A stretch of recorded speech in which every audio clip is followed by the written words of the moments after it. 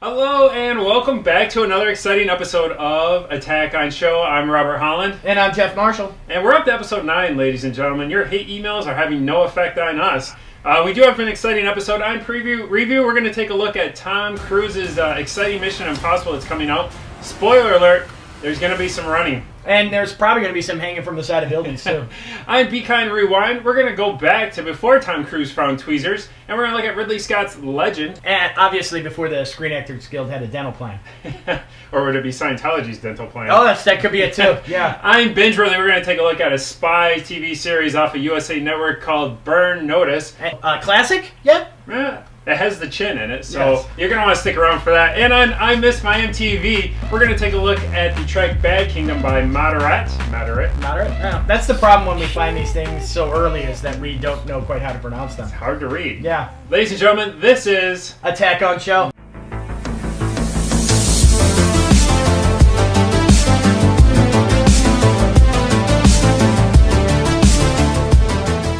Right, so like we stated in the intro, we're going to kick things off with Tom Cruise's Mission Impossible 13. Sure, yeah, might as well be. These are great movies. Yeah, they seldom really kind of fail, do they? I mean, they're a moneymaker, and they're exciting and fun to watch. As long as there aren't doves flying around everywhere, yeah, I'll be okay with it. So we're going to take a look at the new Mission Impossible trailer. Enjoy.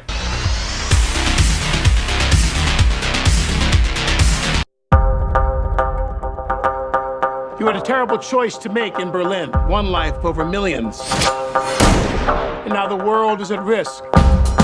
This is the CIA's mission. It's Superman's mustache. It is Superman's mustache, yes. Leave it in the movie. Leave it in the movie. And his team would be dead. Yes, they would. That's the job. Down with the victim. We both know you need them. Whoa. You don't understand what you're involved in. You need to walk away. Please don't make me go through you. How many times has Hunt's government betrayed him, disavowed him, cast him aside? How long before a man like that has had enough? I would say when the paychecks stop coming, that's when the... You can't take the pressure. Whoa! Ethan, that's not who we are. Maybe we need to reconsider that. Whoa! You can't fight the friction. Whoa! So, how is he? Hell, you know. Same old Ethan.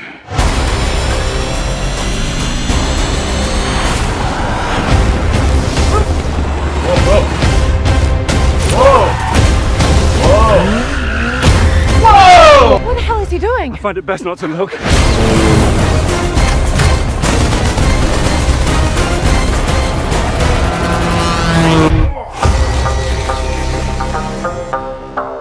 Kind of a headache after watching. It really is. I kind of do too. It's like, whoa! And yeah. Hey, say what you want about Tom Cruise and his couch jumping days, but the Mission Impossible movies have all lived up to the hype. I mean, it's like I had said earlier, it's just constantly one of those moneymakers that you go into the movie theater, you get exactly what you want every time, and I love that about some movies, you know. And since Ghost Protocol, I think they have stepped up and held up the standard. It was a little wavy. The first one was more towards the TV series. 2 was John Woo at his worst.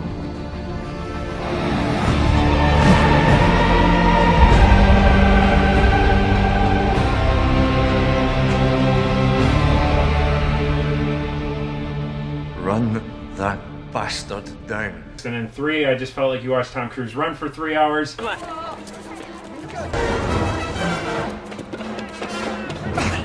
Well, you need... I got it. And then Ghost Protocol picked up, and it raised the bar for the Mission Impossible movies.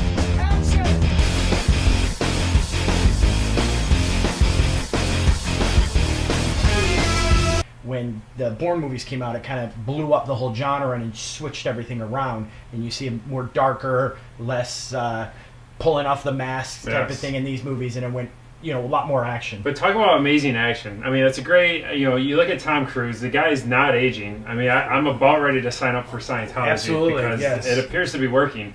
But these stunts in these movies, he does. I mean, that's one of the great things about watching like the old Jackie Chan movies is you knew the guy was doing it. Tom Cruise lives up to the expectation as well. I've always kind of, even when watching the Jack Reacher movies, which we'll do it another time, you kind of look at him and you think to yourself, he probably could fight fairly decently in real life if he had to. You have to know by now. Yeah, exactly. With all the type of movies he's done to Jack Reacher, I'm like, I would not probably want to cross Tom Cruise in an alley. This Mission Impossible movie does look like it's going to hold up. I'm excited to see it. It's definitely on the radar. I will go see it. It comes out July 27th. And to me, it's one of those movies you want to see in the theater with all the sound and the big screen. Yeah, so let's kick it back to Be Kind, Rewind. Before Risky Business, Tom Cruise did a film with Ridley Scott, who was coming off the success of Blade Runner. They came out with this movie, Legend, which, I love this movie. It came out in 1985, so I was 5 years old when this movie came out. And it's one of those that I grew up watching and I loved it. And honestly, I think it's one of the movies that framed my mentality and appreciation for 80s film compared to movies out today. And the reason I say that is when you watch Legend and you look at the set design, you look at the characters, you look at the outfits, the makeup that was involved, the costume design, it's amazing work, especially when you see Tim Curry's character in the film. I sit alone, an impotent exile, whilst this force, this presence, returns to torment me. You look at a lot of films like this, even with heavy makeup, I think there's a tendency now to kind of let the actor shine through in some of these and not so much the costume. Or just go CG. As you keep going back to this, you look at Tim Curry's role in this, and it's just like, wow. Yeah, so the premise of Legend, it's it has a premise? Yeah, it's a far-fetched fantasy film, and if you're going to look this movie up, I highly recommend pick up the director's cut. It's actually the 30 minutes longer. It's much better edited, but check out the director's cut. It's a fantasy film. It's, there's unicorns. It's in a magical fantasy land the way the movie starts out. Darkness is seeping through, and Darkness is the character who Tim Curry plays, and he's trying to bring evil to the world, and by doing so, if they can kill the unicorns, basically, that'll get rid of magic in the world so darkness can take over. The world from unicorns protect the world from darkness. And there's a great scene when Lily, Ferris Bueller's girlfriend, walks, is going up to the unicorns. All the little things in this movie is what always stood out to me, where there's just cotton like being blown in the air. He's just phenomenal at setting that experience through, not necessarily through the actors. And I will say, there's some great, amazing points of acting in this. And then I don't know if you're gonna. Tom Cruise is the weak actor, who is surprising in this. But which is him starting out. Now, you take that premise in it, but. And the longest his hair's ever been in a movie. And the reason they chose him over other actors at the time is because when he came into to audition for the role, they really liked his long hair. And that actually came from Ridley Scott himself, who had said that's why he chose Tom Cruise for this role. So the funny story behind the movie, too, is that it was test screened. A couple kids were smoking pot watching the movie, and they talked about it being too long. And that actually got in the director's ear, and he went and it was like an emergency edit where he chopped 30 minutes out of the film, and it really ruined it. It really did. It was only a joke. 80s films always had a good grasp on fantasy. The way that they would design like the warlocks or the evil elves and then the dwarfs in it. It was just the makeup and the style. There's something to be said about putting people through the makeup process and having them physically on set where you can touch them. There's still a difference to in today's this CG. film. Jack and Lily are the only two in the entire film that didn't sit for makeup.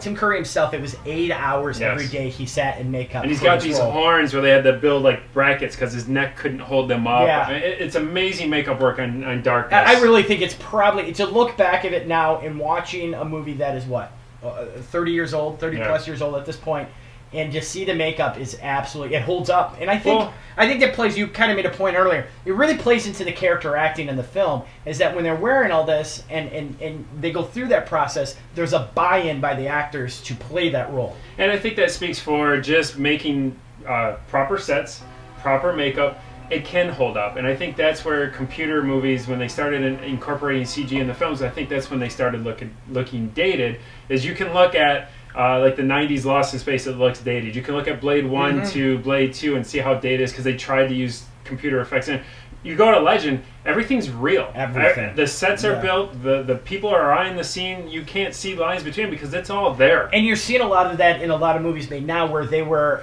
directors who grew up watching those films that are now incorporating a lot more of that original makeup artistry and things like that into films. And kind of, CGI will always be there, and it's done very well in some things. But you're seeing a lot more of that, especially the traditional film style. The Star Wars films have gone back to a bit more of that. Well, we won't get into Star Wars. We're not. But definitely, if you're in the mood to just check out, and I think it's a great fantasy film, I definitely look up Legend. It's on YouTube for $2.99. You won't be disappointed. Grab the director's cut, and I think you'll be fairly entertained. I love the movie, and leave comments below. Let us know what you think. As always. Yeah. So with that, we're going to change gears over to Binge-worthy. Listen up now. This is serious. I was just wondering, I'm Michael Weston, and I used to be a spy. My name is Michael Weston. I used to be a spy. Next show for Binge-worthy that we're going to cover is going to be Burn Notice, which was a USA Network show.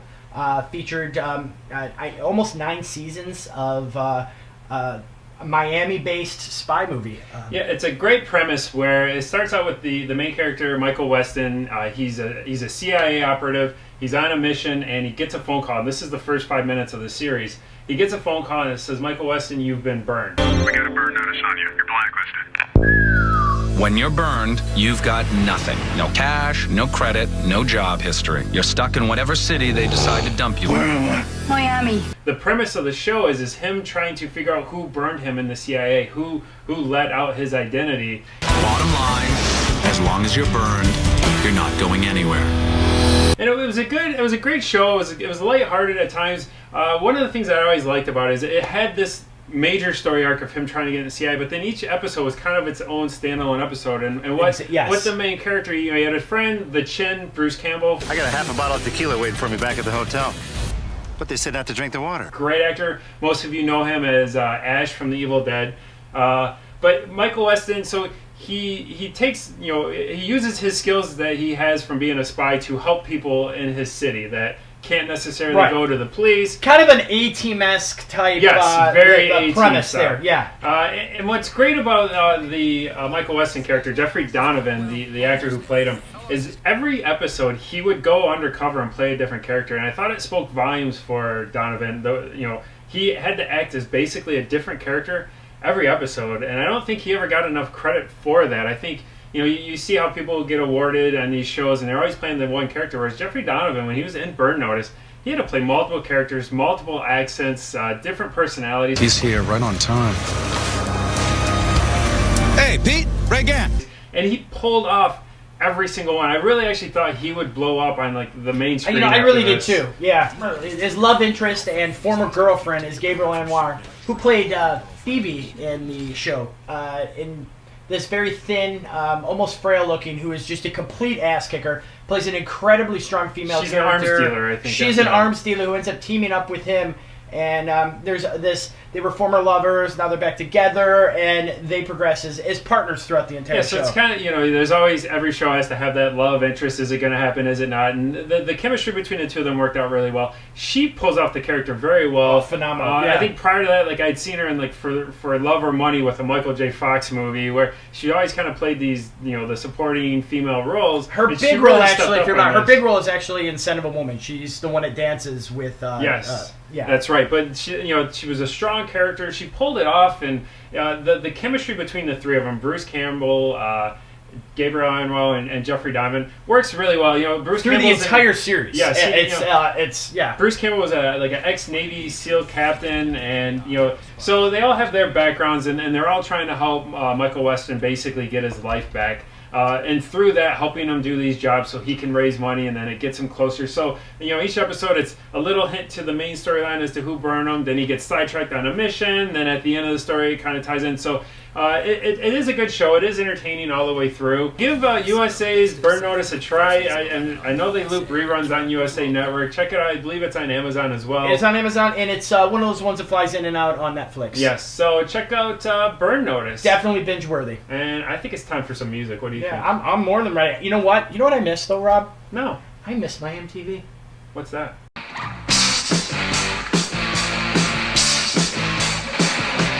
All right, we're reaching the end of another episode. We're going to be in double digits before we know it.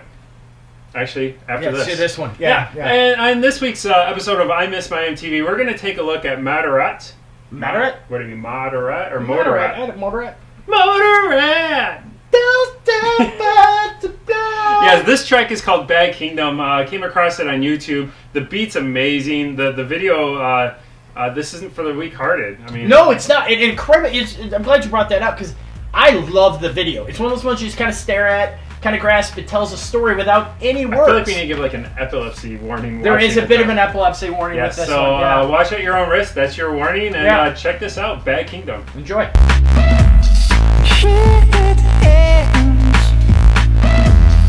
No one's gonna shed a tear. No need to shout. Just to stand in silence.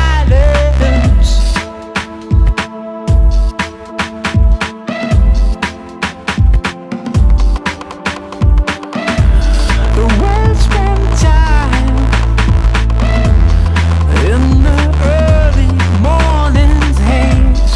You sit and wait, watching full glasses through blank eyes. This is not what you wanted, not what you had in mind. This is not what you wanted. All right, everybody, that's Moderat. An incredible. Oh, hey, you okay? Hey. Yeah. No. It's little. Yeah. That's a cool video. Yeah. Wow. Very cool. Yeah. Rob, you with me? Yeah. Okay. Again, that's Moderat, a DJ and vocalist coming out of Germany, right? Germany, Berlin. Yeah. Yes. Very cool sound. We did check them out live as well. They're very good live. So hold up, the vocals are absolutely right on with the recorded time. Yeah. So definitely check out Moderat. The track was great. The link's below. And ladies and gentlemen, we're coming to the end of episode 9. But don't you have an important announcement? We've got a major announcement, everybody. This one's for real. Yeah, this is real. We have booked our first Comic-Con. Yes, I'm so excited. Yes. We're going to be live filming. We're going to be interacting with some artists. We're going to be going around looking for some cosplay. I'm so excited. We got a lot of things in Absolutely. our heads right now, what we're going to do. Jeff may strip down. Who knows? It's probably pretty much a solid if we're drinking. Yeah, we're looking at June 2nd and 3rd on the dates. It's the Downriver Comic-Con. Wait, what? Not the one in California? Oh, it's just as big. Oh, okay. Just as big. It's the third one. Okay, gotcha. So check out the link below for more information. Very affordable. Bring your family. There's a $100 cosplay costume contest. Absolutely. So, it looks like it's going to be a fun event. We're excited to interact with the fans. And if you come and you know us off our YouTube or Facebook page, make sure you mention it. We might have a special surprise for you. We might not. Like I said, Jeff may take his clothes off. So that could be it. Ladies and gentlemen, thank you for checking out another episode. I'm Robert Holland. I'm Jeff Marshall. And this is Attack on Show.